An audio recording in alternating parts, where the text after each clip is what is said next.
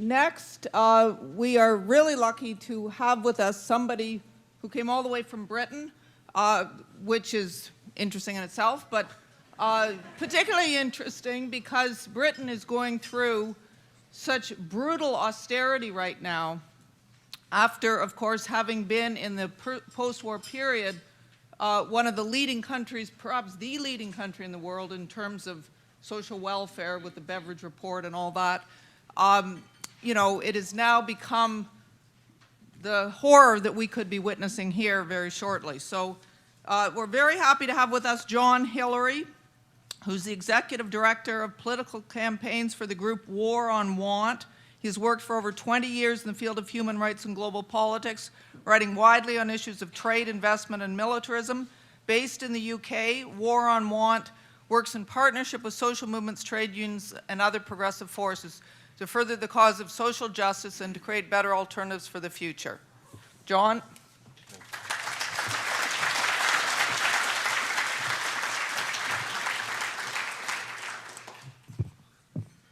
Linda, thank you very much for that warm welcome. And in fact, I have a couple more thank yous to throw out before I even start. The first is to our First Nation hosts for having us here on the island of Vancouver.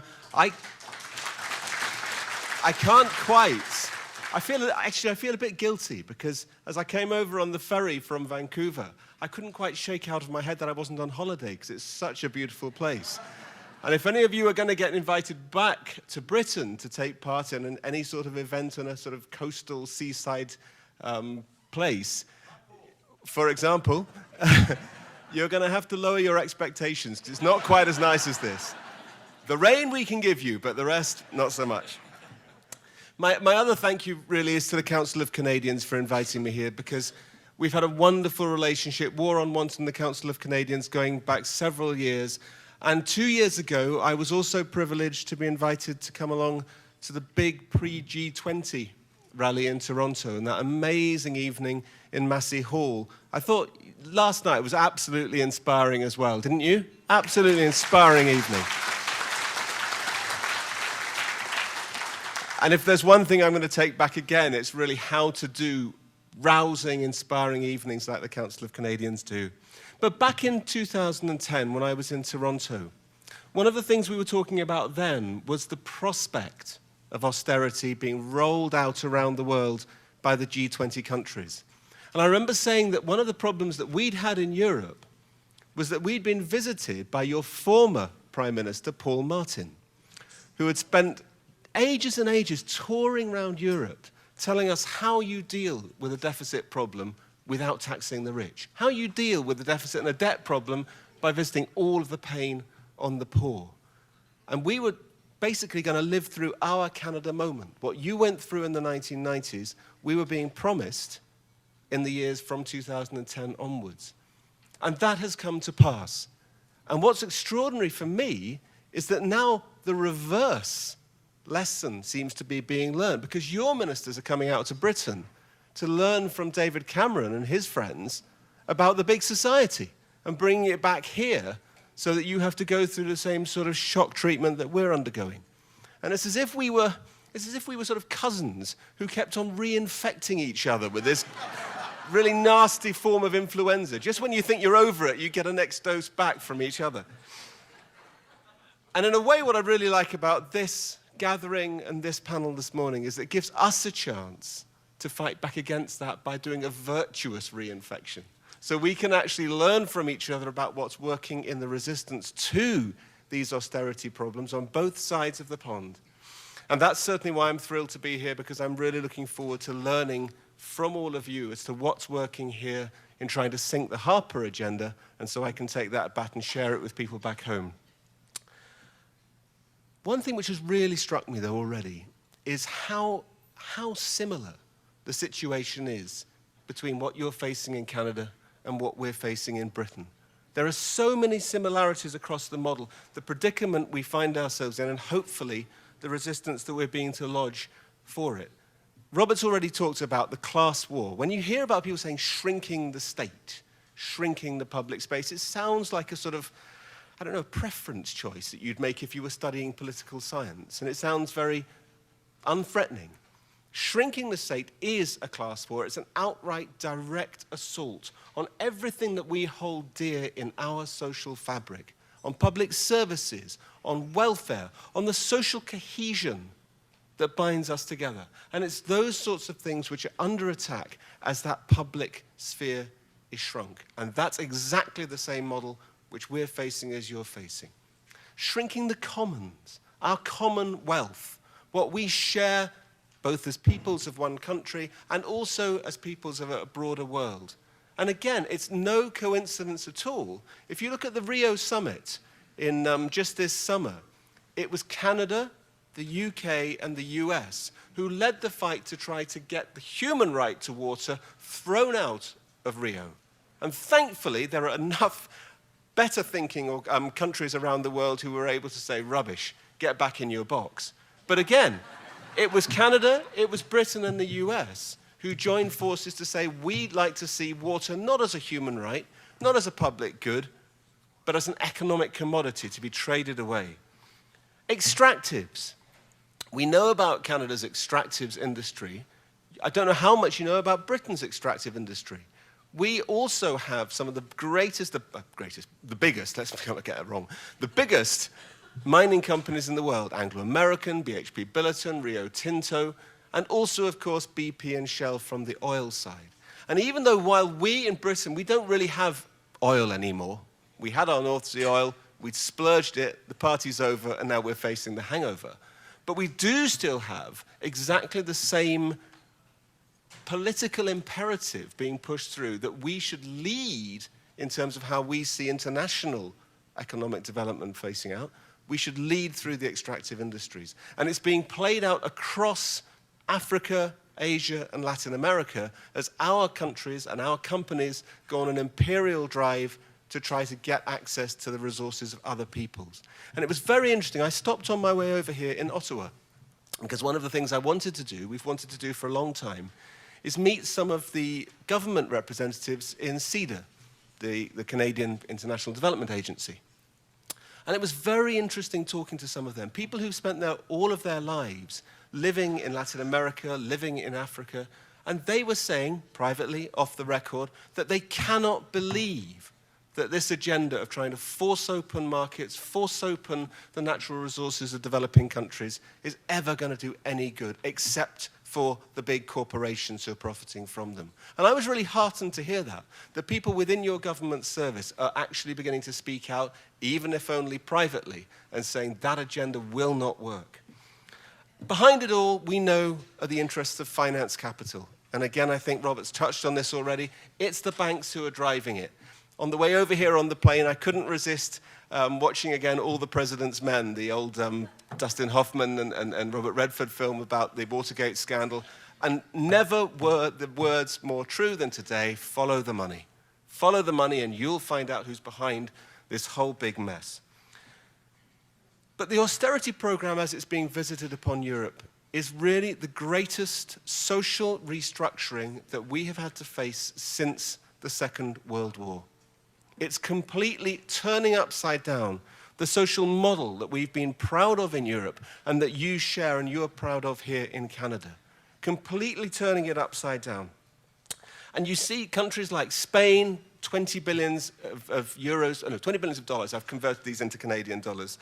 Italy, 30, Greece, 35, France, 40, being stripped out of their economies. $100 billion being stripped out of the bigger German economy.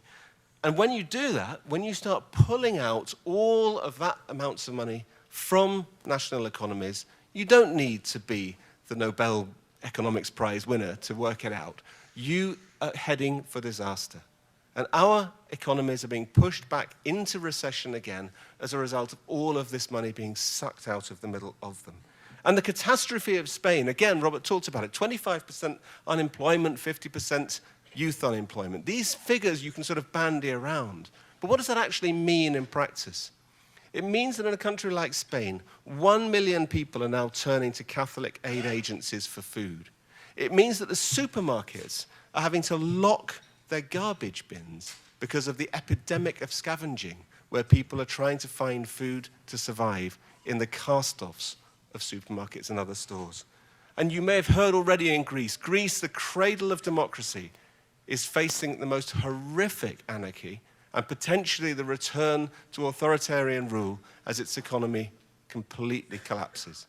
That's the scenario across Europe as a whole. In Britain, we're not actually facing a deficit or a crisis which is anything like those countries. But Cameron and the British government have decided this is their moment to visit the most ideological and most damaging restructuring, social engineering that we've seen since the Second World War. 500,000 public sector jobs are going to go. 500,000 public sector jobs. And these people are going to be thrown out onto the job market when there's 2.5 million people already looking for work and not finding any. Social welfare benefits cut all over. Disability benefits cut to the extent that doctors are now on a suicide watch. Doctors in Britain are saying that the people who are being made to come to these new draconian tests as to whether or not they will qualify for disability benefit, many of them are turning to suicide because they cannot cope with the despair of no longer having that support from society. Pensions, again being slashed. The retirement age, I learnt last night, yours is up to 67. I'm afraid we're one ahead of you. 68 at the moment and likely to rise even further beyond that. The first privatizations of our national health system. The first NHS hospital, which was sold into private hands, is now already failing. 6 months on, only 6 months on. They've got a massive outbreak of bugs across the wards. They're telling your families not to come along and visit you in hospital because they might be exposed to the bugs that are there. You just couldn't make it up. And then they have the temerity. They have the temerity to say to us that we're all in it together. We're not all in it together because the government, while cutting absolutely everything for working families and people on benefits, managed to find it in their hearts to instigate a 5% tax cut for the richest. Anybody on over £150,000 income is going to have a tax cut of 5%. And corporation tax will go down from 26 to 24 to 22%. This is not about being all in it together. It's about an ideological war saying we'll get the poor to pay for the crisis that the bankers started. That's the bad news, and I want to go on to the good news. The good news is that we are fighting back, and that the theme of this panel and the theme of this conference about how to make waves and how to sink this agenda is absolutely uppermost in all of our minds at the moment. And there are three steps I want to just talk through into how we're fighting back and how we're trying to get rid of this ideological agenda. The first is winning the argument. Now, winning the argument, you might think, well, this isn't a debate. You're not going to get points and be scored, and the person who wins is going to end up changing government policy. And that's right. And I think what we heard yesterday, you can't just write a nice book and expect the world to change. But winning the argument is important because that helps to mobilize people. And we know that even among public sector workers in Britain, the very people who are losing their job, they had been told so often, it's your responsibility, it's your fault that this massive splurge on public sector spending, that's why we're in this mess, that they'd internalized it. And polls were showing that public sector workers believed that it was actually overspending on public services that had caused the crisis. And it doesn't matter, to be frank, that all of the studies show the opposite. All of the studies show that it was as a result of bailing out the banks and the massive loss of revenue following the financial crash of 2007-8. That's what had lost us to the public finances. So much of the media told them the opposite, and that is what they believed. And so that's why there's a big, big push to try to fight back against that and to win the argument back. That can be out in the public, in the press, and everything like that, but also through a lot of very just nicely produced, small, easily accessible pamphlets. This is one from the Trades Union Congress, the TUC, which just gives you some very easy graphs to get you to explain where you are in the world, where you are in history. Fascinating for me to see where Canada is on this. Canada, you can't see it here, but there's a big graph of all of the different countries as to how big your deficit is. Canada hardly even makes it onto the page. Your deficit is so small, and a graph like this shows you, if you compare Canada to everybody else, you're in the pink. You know, there's absolutely nothing facing you as a problem. Similarly, historically, put a graph like this together, and you can find out that for Britain, our national debt is nothing like it was in the period after the Second World War, which, as Linda has said, is when we had the Beveridge Report and the construction of this big, bold social vision of social welfare and all of the public services which we hold so dear. Then they were bankrupt, and yet they had the strength and the courage to be able to build a better Europe. And now we're rich, and we're saying we can't do it. So that idea of winning the argument is also about going out and doing popular education, people-to-people education. We worked very closely with the Occupy movement last year, doing their free university talks, being engaged in trying to get this message out to a new generation who maybe haven't been through these same arguments before. We also, War on Want works very closely with the trade union movement, which even if they're not same as their strength in the 1970s, they still represent a mass movement able to turn out millions of people in Britain. And we work very closely on the education, the training programs within the trade union sector, again, trying to build this knowledge, build this strength of understanding so people don't feel cowed by what they hear in the media all the time. That first side of it then, winning the argument, brings us on to the second element in our struggle, which is the campaigns for policy change and the campaigns on individual acts of resistance. And the strongest elements of this is in the local campaigns that you get around the country, whether it be local people banding together to try to stop the closure of their library, which they rely on, to stop the closure of their health clinic or of their school, or just round the corner from me, the Children's Adventure Playground, for goodness sake. The Children's Adventure Playground, where I played for years and years, my brothers and sisters played, and it's always been free. It was a great place. You'd long to go there. It was great fun. Decades and decades, it's been available for all people and all segments of society. And just last year, they said, no, do you know what? You can't have that for free anymore. Everybody's going to have to pay if they want to get in. We went straight back and said, no, that's absolutely unacceptable. And we overturned that. And actually, even within a quite short period of time, we managed to say, forget it, we will keep this free, and there's no way you're imposing that on us. So they came back. That bit was good. It hasn't quite finished. They came back and said, okay, it can be free, but we'll shut it down completely. And so that's the new part of the struggle, because it goes on and on and on. And that sort of local struggle is what's really now inflaming people across the country and a real source of energy, passion, and drive. But linking that up as well is important.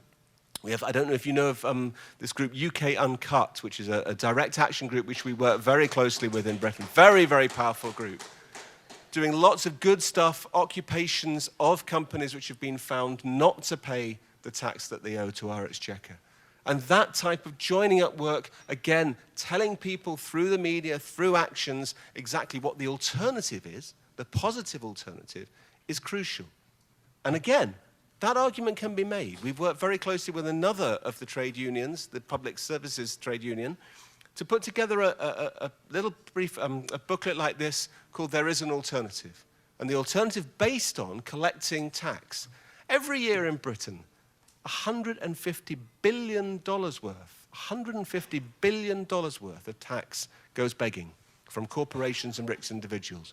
Either stuff that they avoid paying by clever tax scams, they evade paying by actually breaking the law, or they said they would pay and just never pay up. $150 billion worth. And if we collected just half of that, your deficit's gone. Your problem's solved in a second.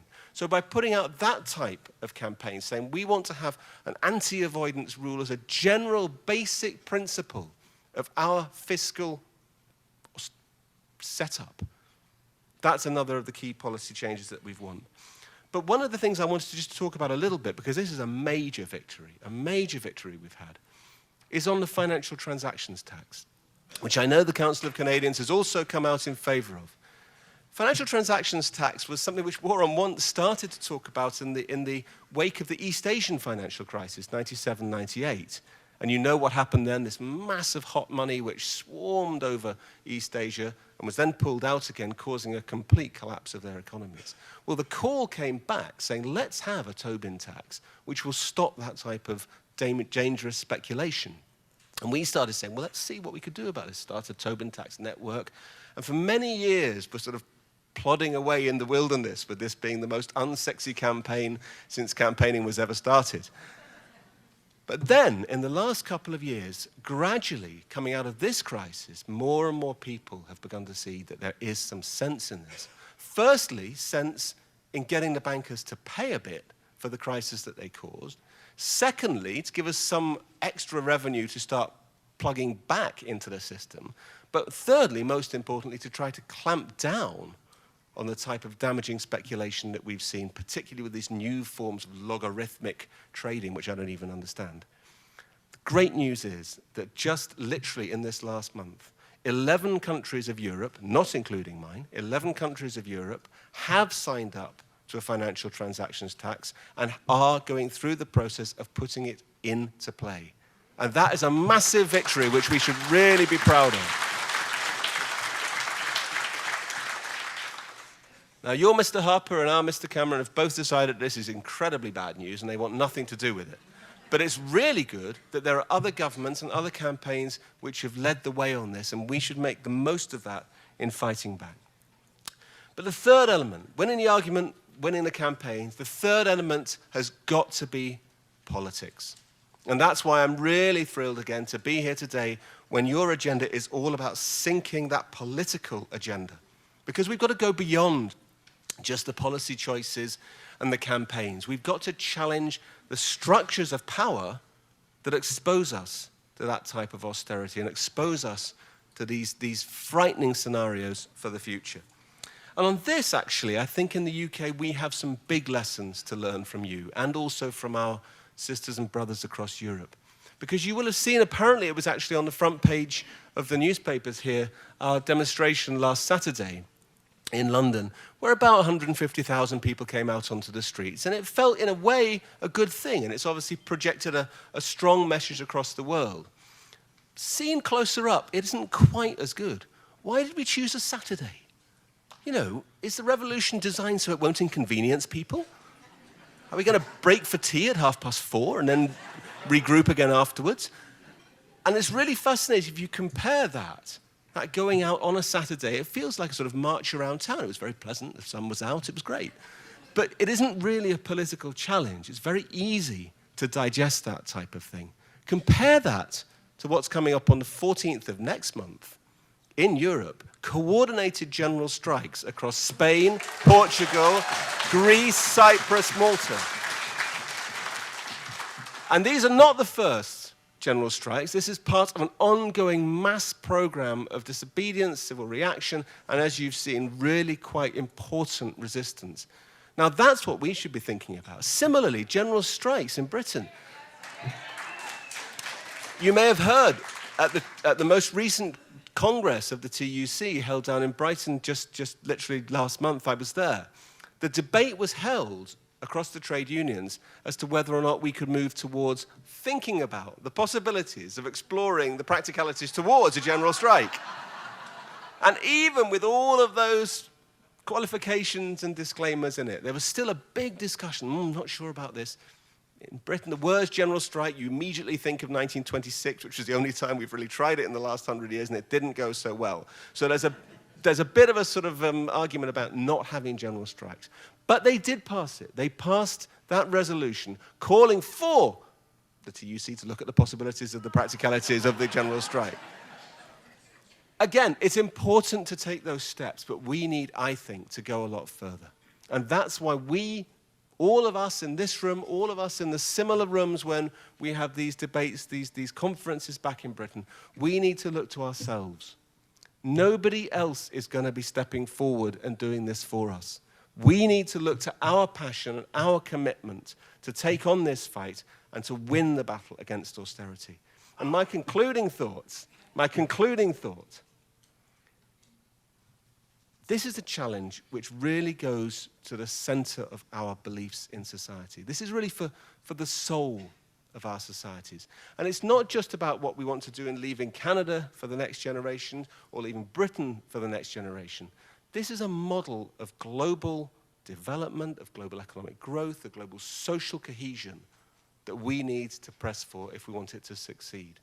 And that's something which I believe we can only do by joining together. This uniting against austerity, which is the theme of this particular bit of the conference. That's why I'm really thrilled to be here. I'm thrilled to be coming out with you on the rally at lunchtime as well and to be able to show our support for the struggles here on Vancouver Island. But I want to take back this message to people in Britain, to people in Europe, that together there is a movement building across the world for a better future, for a better world for our next generations, and that we will win if we stand together. Thank you very much.